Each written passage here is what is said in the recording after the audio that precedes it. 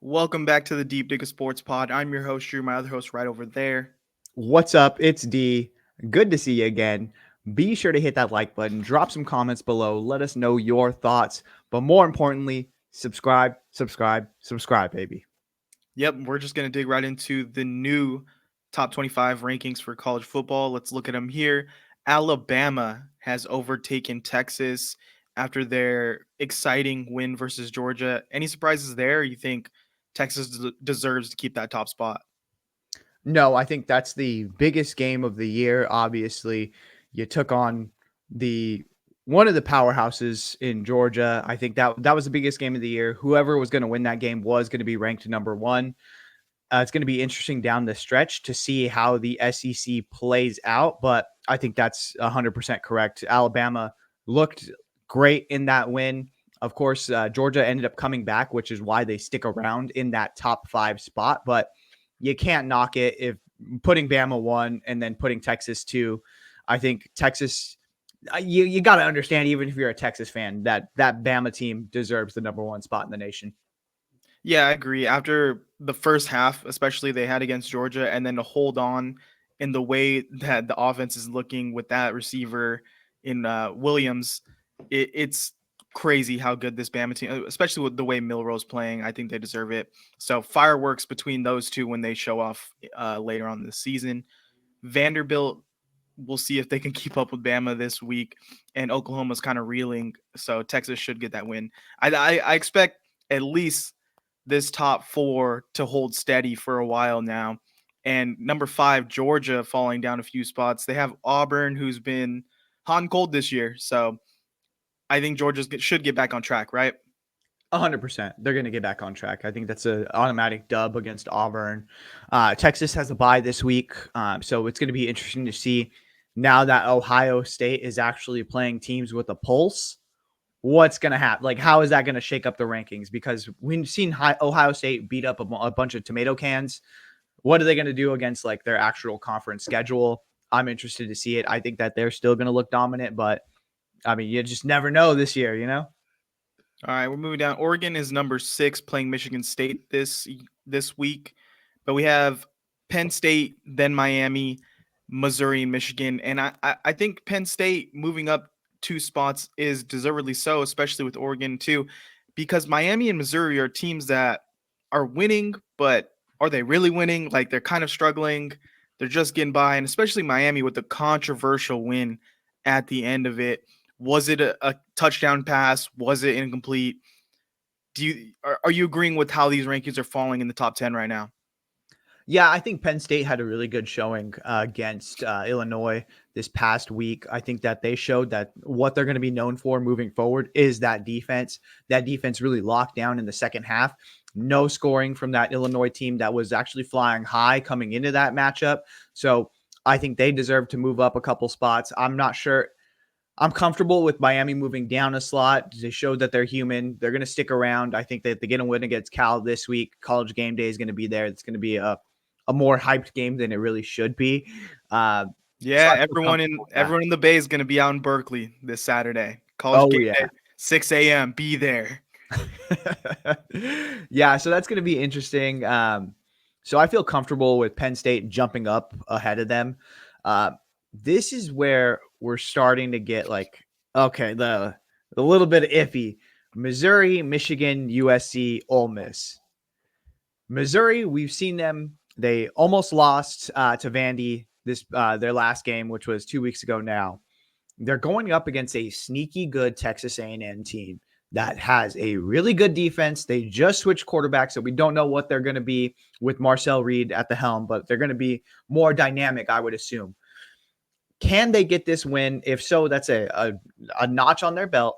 If they take a loss, I think they take a huge jump down these rankings. I just feel like this Missouri team isn't as good as they were last year. I don't think they should be as highly ranked as they are, and they should go ahead and pat the SEC schedule makers on the back because they're avoiding a lot of really big teams this year on their schedule. So, I mean, if they could just kind of win out and coast and be in this range, they are going to. I mean, they're going to get rewarded with a playoff berth that they probably don't deserve.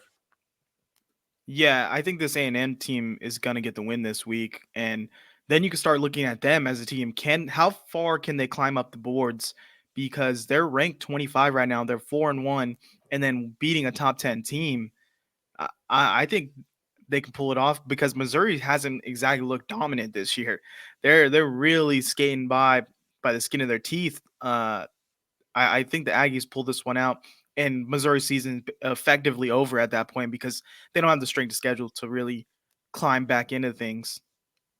Yeah, I don't think they have. Like, I would put a 2-loss Kentucky team over a 1-loss Missouri team just based off of the 2 losses that they have. I mean, realistic. Okay, South Carolina, they blew them out. They blew out Kentucky, but the loss against Georgia looks really good. And then you went over there to Ole Miss in their stadium and beat them. And you looked dominant, like not dominant, but you looked in control that entire game. I think you feel pretty good about that. I would rather take that Kentucky team over a 1-loss Missouri team if I'm looking at the playoff schedule. But again, we're getting a little bit ahead of ourselves. A&M is a 1.5 point favorite against Missouri this week. That's deserved. I think that's 100% deserved. And it's at A&M. We know Kyle Field is a ruckus. Like, it is a tough environment to play. I think Missouri is going to have real trouble. I think Texas A&M does take it. All right, and then we have which team is real, which team is going to keep falling off. Well, Michigan and USC are back on track, but Ole Miss with a bad loss to Kentucky. Which of these three teams do you think are going to stay in this top 12, and who's going to kind of fall back as the season goes on? Because I've been saying since the beginning of the year, why is Ole Miss ranked so high? I need to see them do it. I need to see them prove that they're a real team, especially with Lane Kiffin, where I think they do have like 2 or 3 bad losses in them. And Jackson Dart just looked bad at the end of this game. Terrible decision making. Lane Kiffin, terrible managing the game. Between Michigan, USC, and Ole Miss, who's real and who's not? It's real tough because I think all three, you can make a case for them each being a pretender. Michigan does not have a quarterback that can throw the ball. Like, that is going to run them into so many problems once they hit a legitimate team. But Washington is not a legitimate team. They are going to be able to skate by on their defense and the run game. They almost lost to Minnesota. If Michigan doesn't get that call on the onside kick where it was offsides, they might be in trouble. They might have taken an L because Minnesota actually figured them out towards the end of that game. They were locked down for the first half, but the second half, they figured it out. Michigan might have been in trouble if they got that onside kick. USC, they just at certain points just forget how to play defense. Like, they're much improved, but at certain points they just forget how to tackle when needed. We've seen it. Michigan needed to go like 96 yards and they did not throw the ball. They ran the entire way through and got a score. Like, that's ridiculous. Like, if you're USC and you know that you have that in the back of your mind, Miller Moss needs to play a lot better moving forward because he had a ridiculous pick in that Michigan game. If he can limit that, maybe you're in like semi-good, decent, position. But Ole Miss might be the biggest pretender. Lane Kiffin, I'm hearing a lot of rumblings that he's already checked out, that he's already thinking about the Florida job coming open and making a possible move there to make them a powerhouse. And just listening to the broadcast with Ole Miss, they were saying that Lane Kiffin was already throwing out to his defense. It's okay if we have penalties. We're going to play our game. Like, we can't justify them because we play hard. We just can't do stupid stuff. But your team did stupid stuff that entire game and just put them in like real shit positions. And then the faking of injuries, that is ridiculous. So Ole Miss, I think, is the biggest. Yeah, and I think Ole Miss is in danger of losing 2 in a row here, especially to the South Carolina team that the defensive line is disgusting. It's so good. And South Carolina actually 9.5 point dogs in this one. I'd kind of like that to cover. Their running game is nice. The quarterback, if he's healthy, he can make some plays, and that defense is really good, especially the way that Kentucky was able to handle this Ole Miss team. I could see South Carolina doing the exact same thing. Yeah, and again, I think it's one of those things you don't improve like as a team not having those penalties because that's just second nature to you. That's something that needs to be coached out, and I don't think that's something that you coach out over the course of the season. Yeah, and then moving further down the list, we have LSU at 13. They're playing Ole Miss next week. Notre Dame playing Stanford next week. So these two should kind of stand and Clemson playing Florida State, which would have been a marquee game, but now it's looking like that should be an easy one for Clemson. Iowa State rolling, Baylor kind of reeling in these last 2 weeks, really falling from graces because they lost to number 17 now, BYU. So who's kind of standing out from the middle of the pack right here? Because I really like Iowa State. I love Iowa State. I think that they're going to continue to rack up wins in this Big 12. I think that them, BYU, and Utah are like just kind of the standout of the Big 12. But we just seen Utah get knocked off by Arizona. I think that this is going to be a sneaky test for BYU because they're going to be they're going to be at home. We know that it is tough to go into Provo and get a win. So, and that's actually next week. So they're going to be on bye. So they're fine. So I think BYU stays. Yeah, the biggest one. So Utah and BYU are both going to have byes this week. Iowa State, obviously. I think Baylor got a little bit more credit in the preseason than people were thinking, and they're just not a good team. Yeah. Arizona, you tried to write off last week completely, and I was trying to tell you, I don't know. They've had some ups and downs, but that quarterback's kind of nice. I think they got something a little bit cooking there, and they look good against Utah. That is the Big 12. Like, you know what I mean? At any given week, any team could beat any other team, and any quarterback could look like trash, like absolute garbage. You know what I mean? Yeah, well, moving further down, we got Oklahoma. Next week, they're facing Texas, so I think it's going to be pretty bad. Whatever the spread is, I'm going Texas heavy. I might go alt line Texas for that one. Kansas State moves up. Avery Johnson might have figured it out, but also Avery Johnson's just a roller coaster. He had 5 touchdowns this past week. The week before that, he kind of, I guess, figured it out. The week prior to that, the week before that, they lost to BYU, and someone had to get a burrito. But like, I think that Kansas State is just one of those, like, you just never know what you're gonna get teams, and that's just kind of, again, what the Big 12 is. It's a box of chocolates. Oklahoma got a much needed win this past week, but it was against a bad team. Like, it was against Arkansas. Like, Arkansas is, I think that they're a good team, but I think that they're a poorly coached team. And it should have been an easier win than it was for Oklahoma. Yeah, I don't think Oklahoma's that good this year. Like, I think I'd dare to say in the SEC, they're bad. They're one of the bad teams because we saw how terribly exposed they were against Tennessee. And it wasn't even for the most part, it wasn't even Tennessee's doing. It was Oklahoma to themselves. And if you can't have the quarterback play consistent, especially in the SEC, then you're in for a long season. So I think we're going to start to see a big drop off starting this week with Oklahoma and Kansas State. If Colorado beats Kansas State, is Colorado getting ranked? That's what I'm like. All right. So it is so crazy in the Big 12. I think that obviously the Pac-12 last year was better than the Big 12 this year. And I was looking at the schedule and I was like, okay, writing off loss. All of these games are kind of winnable for Colorado because they don't have these staunch defenses that are going to take on the O-line. And the O-line is actually much improved for Colorado. And Shador's really finding his center. Travis Hunter is just continuing to look like a Heisman finalist.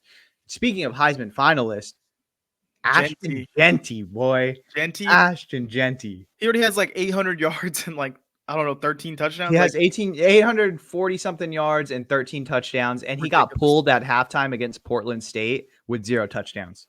Boise State should make the playoff. If Boise State doesn't make the playoffs here, it's a disappointing season. Again, there's a lot of okay, who's going to make the playoff? People are saying that if the Big 12 eats themselves alive, we could see 2 group of 5 schools getting byes rather than the Big 12 winner, which I think would be kind of justified. If it's not BYU or Iowa State, I think that should be the case. Boise State's toughest game remaining is UNLV, and then they end the season with Oregon State. Like, that's their toughest games. So if they don't run the table and win it, especially the way their run game is looking, like, this is a bad season. Yeah, and I mean, their defense is looking a little bit more improved, a little bit more robust, and Ashton Jeanty isn't really doing it all by himself. Like, there is a legit passing game available to them if they want to do it. But I mean, they just have a guy in Ashton Genty that you hand him the ball, he's going to do miraculous thing. His 2 touchdowns last week were crazy. Yeah, and Louisville is a team that I think this is where they're going to live between 17 and 25. I think this is where this team's cap is. They're not going to be able to take on the cream of the crop, the top of this list. Do you see it any differently than that? Yeah, I mean, again, had for the past couple weeks, I'm like, when do they play an actual good team? Like they had just kind of stuck around. They've had beats a bunch of nobodies, a bunch of tomato cans. They go out and they lose to Notre Dame last week. They're taking on this week a sneaky SMU team, a team that was chomping at the bit to get into the ACC. They ended up really struggling their first 2 games, but they feel like they figured it out. If they can get the upset here, this might catapult SMU into like some talks about, hey, can we be contenders for the ACC? Because the ACC is not that good this year. We've already seen it. So, I mean, this could be the SMU's ACC coming out party. Like, hey, we have arrived. We're here, and we're going to kick your ass. Yeah, we'll see. We're rounding out Indiana, our guy, Indiana. finally on the list. All he does is win. Why don't you Google him? He's there. Coach Sig, baby. Coach Signetti. I think that this is awesome. Again, I don't know if you've seen it like last week or 2 weeks ago, ESPN had come out with their playoff odds and Indiana had higher odds to make the playoffs than some of the like conference leaders. And it was just based off their schedule. I mean, obviously they have a little bit of a weaker schedule in the Big Ten and they have the chance to kind of roll into the Michigan and Ohio State games back to back undefeated, which is pretty crazy thinking about it. Yeah, and then I think they definitely could stand a chance against Michigan. And if you got one loss Big Ten team, how do you keep them out of the playoff, you know? It's going to be super interesting to see where the chips kind of fall. Then this Illinois team really good. They're going to have a bye this week, but they end up losing. They lost to Penn State. There's no shame in that, but I want to say that they have, after this Purdue game, I want to say they have a matchup with Michigan coming up. I believe it's the next week, and that spells really interesting. I think loser leaves town, loser leaves playoffs matchup there. But I think they should get the win next week against Purdue. But that Illinois team has a little bit more fight in them than people expect. But I mean, it's so crazy. People were talking about the Indiana team. The coach from JMU leaves, take a bunch of players.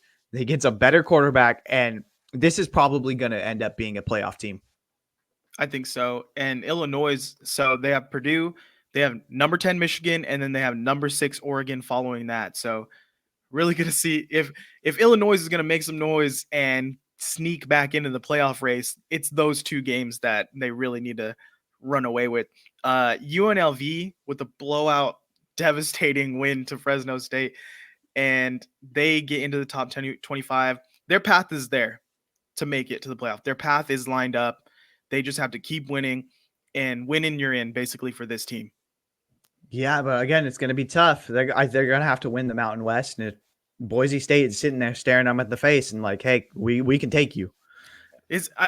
I just want to really quickly say, anyone who is doubting a 12-team playoff was wrong, right? Like, this is exciting all the way down to like even the top, I'd say 40 teams in the country. You're looking like, oh, these are exciting games, especially as we get further into like maybe when we get to the final 3 weeks of the season, you're like, oh man, anything can happen.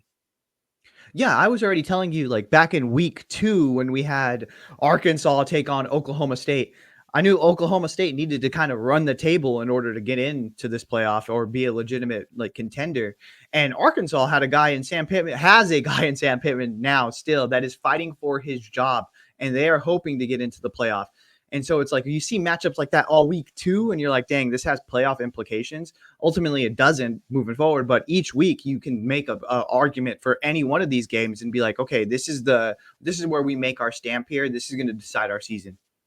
Yeah, interesting to note here. Other teams receiving votes. Colorado with 1, so they're working their way in. Nebraska, Boston College, James Madison getting some votes. So SMU also in there. Kentucky. A lot of these teams, really interesting. That's what I'm saying. The top 35 maybe interesting games that I would love to watch on Saturday. Yeah, I mean, if Arizona knocks off BYU, that's the matchup, right? Arizona and BYU. Yeah. That puts them right in the mix in the top 25. So it's going to be really crazy down the stretch what we're going to see with all of these teams as far as we're getting into conference play. They're going to start eating each other alive, and who comes out at the end of it. All right, well, we'll be here covering the rankings every week, so make sure you subscribe. We're trying to hit 500, but thank you guys for watching, and we'll see you next time. Later.